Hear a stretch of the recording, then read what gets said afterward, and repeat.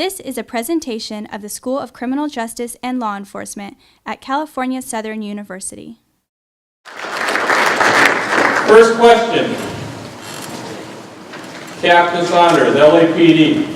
First question is, has racial profiling or bias-based policing impacted law enforcement, and how do you deal with the community concerns on this issue? This is hard to follow with a bunch of chiefs that have all the big beautiful answers, but from my level, racial profiling has absolutely impacted the police department and all law enforcement across the nation. So as far as what I'm concerned about is for my folks, because I'm not the global chief, I am a commander of a division, so responsible for a geographic area. So the way that it impacts me and my folks is that it has brought the awareness to the police department about the community concerns and how they're perceived when they do their approaches or they approach anybody out in the community. That it's made the officers aware of what that person is thinking about us in a uniform. Another thing is that it's also made our officers more aware of constitutional rights, the search and seizure rules, laws of engagement, consensual encounters, detentions, and all the way to probable causes to arrest. It's gotten very, very specific, so know what you're doing when you're doing your job. And then the last part of that is to deal with the community concerns about policing as far as bias, perceptions of bias, is that when you do a stop or a consensual encounter or you make an arrest or detention, is that you explain why you're doing what you're doing. That's a huge part of being trustworthy to our community out there. So if it's just an encounter, then they're free to go. They need to know that. And then if it's that they're being detained for an investigation, they need to know that and why. And explaining those reasons takes away the bias and now becomes reasonable to the person that you're talking to. They understand. And that's the difference between feeling like they're stopped for nothing or because of their color or because of what they're wearing. It has nothing to do with that. It has rather the tenets of a possible crime. So those are the reasons that those are the ways that it impacts me in my division. So as long as I keep my folks trained and we talk about that on a daily basis about community policing, just having a conversation and explaining your actions, then we have a lot less complaints that way too. Thank you.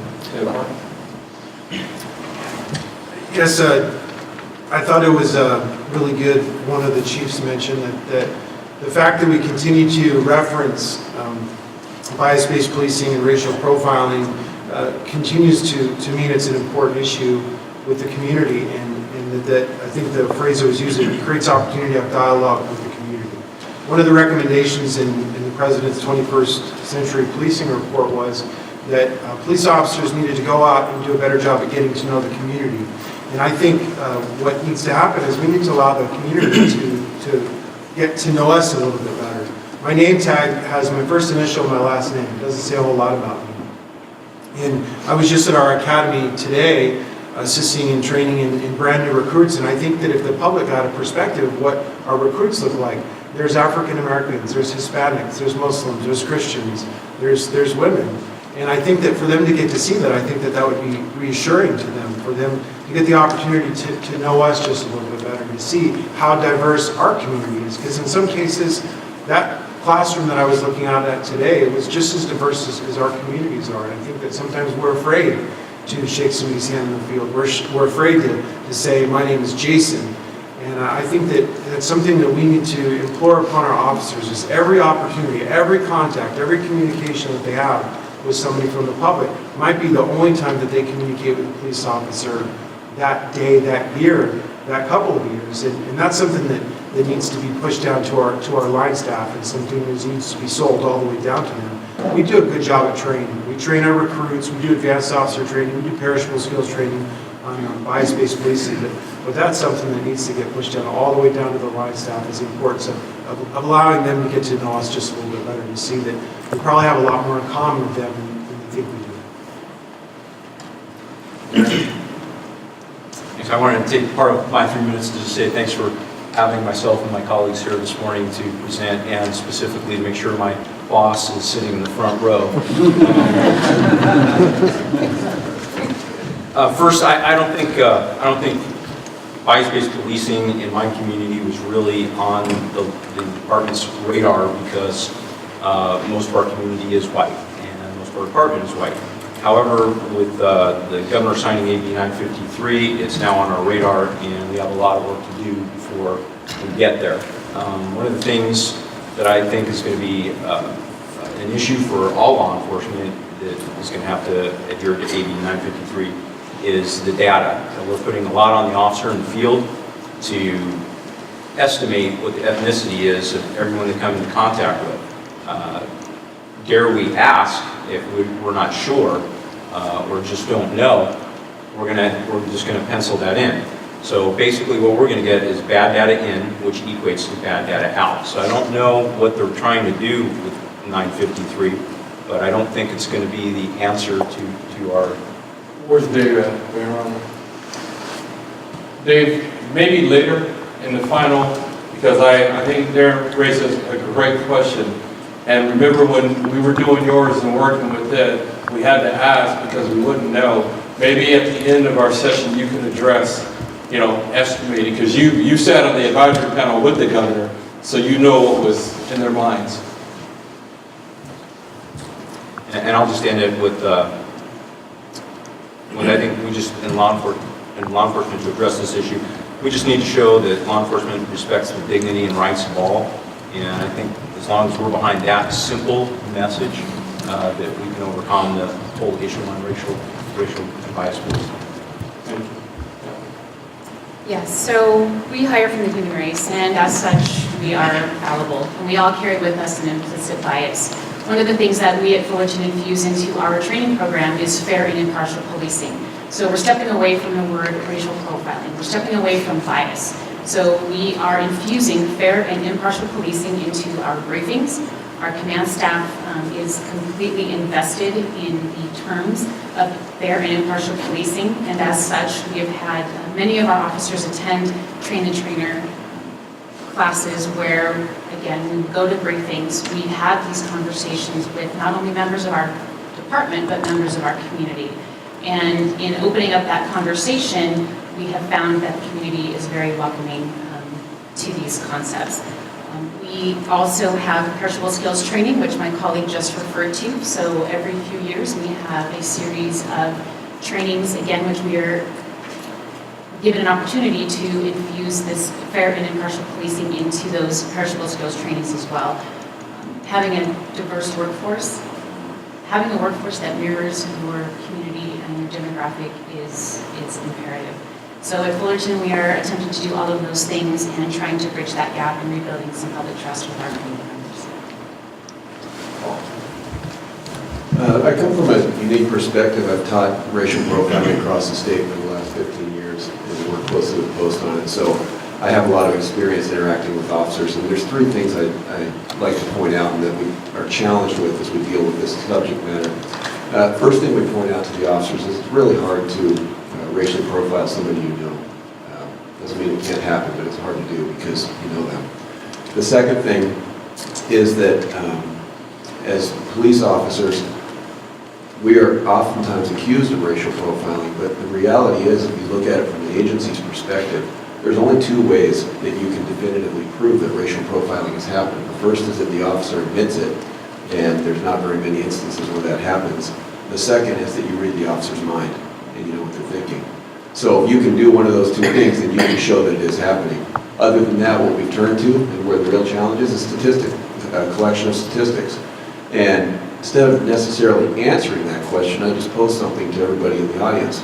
If you're a police supervisor and your officer over a month's time stops 100 people and 25 are white, 25 are black, 25 are Hispanic, and 25 are Asian, do you think you have a problem with racial profiling versus one of your officers who might stop 80% Hispanic, 10% black, and then 10% everybody else? A lot of people would say, oh, I want the one that's 25% across the board, but the reality is if your officer works in a neighborhood where 80% are Hispanic, then they're probably racially profiling if you've got 25% across the board because they had to seek people out to balance those books. it's a difficult topic. Westminster is a unique community that a large portion of our residents are Asian American for the most part, so it's uniquely is that community.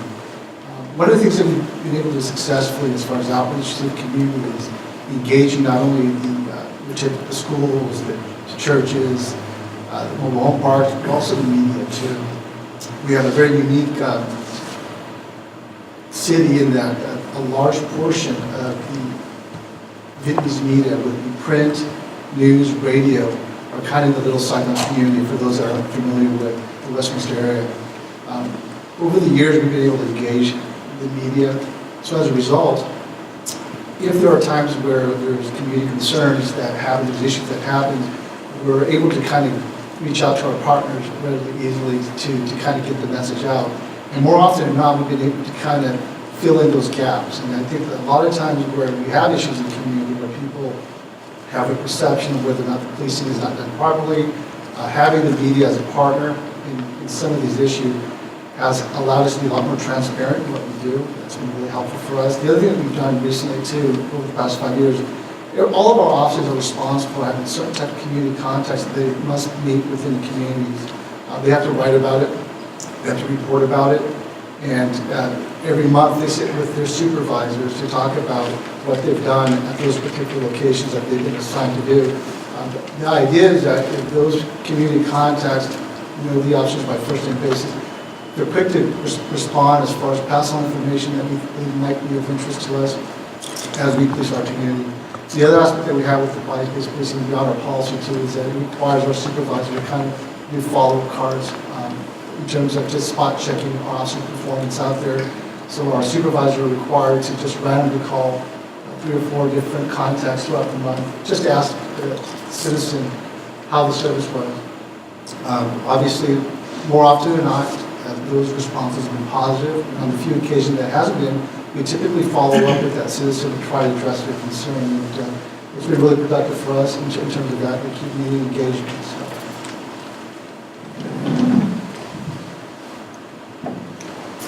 Thank you, Tommy. Thank you for having me here today. I work for the city of Irvine, and what we've done as far as we broke up the city into geographic areas, and I'm the commander of the Portola area, which is a 24/7 responsibility for crime, traffic, quality of life issues that go on within my geographic area. And I believe that transcends all the way down to the lieutenants, to the sergeants, and the officers who are signed up geographically to the different areas. And really it's about ownership and connection with the community. And with my time in having strategic relationships within the community is how we're proactive in really looking at many of the community concerns that go on in each of the geographic areas. And for me, when I took over as the commander of my area, I've got a Korean Catholic church, a mosque, a Muslim school, Chinese cultural center. It's just so diverse, and it's really been an opportunity for me to learn about so many different groups, ethnic groups, people, and to reach out to them and really take care of problems before they really become issues. And one of those areas is with our Muslims. We've reached out to them. We've had training with the Muslim at the mosque. And just this month, we're going to be having our command staff meeting at the mosque. We're meeting the new imam there, and to have those strategic relationships there. So when I get the phone calls, they have concerns, so we can put issues, concerns to bed before they're really problems. And again, just the Chinese Cultural Center, we were at our block training. Every year we go through a series of block training. We had a 4-hour or 2-hour block with the Chinese Cultural Center. Our chief talked about it earlier. But that is part of our ongoing culture, learning different communities and learning about them and just keeping that dialogue alive with us in the community.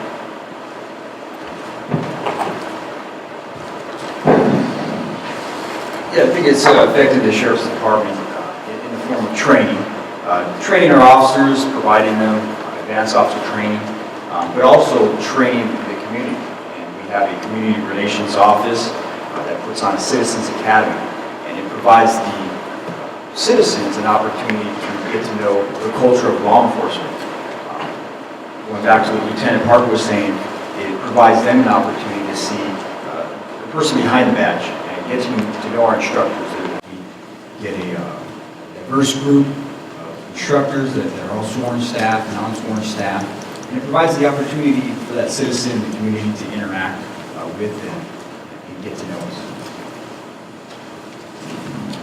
The history of this issue, and I'm going to editorialize real briefly. The history of this is there has been profiling. We know that. It happened to me. I knew. I'm working on a beat car in an unnamed city, in an unnamed county, and I'd been a cop for 5 years, and all of a sudden a radio code comes across the radio, says, I'm going to be making a Charlie stop. And I pulled my unit over and I looked in the code book and I'm looking for a Charlie stop. And it was in my code book. So I ended up driving by and the sergeant told me not to stop until 10-8. I later found out that a Charlie stop meant they were stopping an African American. And I heard that in more than one agency and it confused me. So I have to compliment everybody here, both panels. I have to give you such praise because as the audience can hear, that isn't even in their vocabulary, but it has been in my time, in my 32 years of policing in California, that has happened. And there are many, I can give several other examples of stuff that happened at the station to me as a police officer. So hearing command staff, hearing the chief staff, we've made progress in America, and we all need to be proud, and I know I'm proud to be part of a profession that we're seeing the evolution, and you heard the evolution in the responses to that question. This has been a presentation of the School of Criminal Justice and Law Enforcement at California Southern University.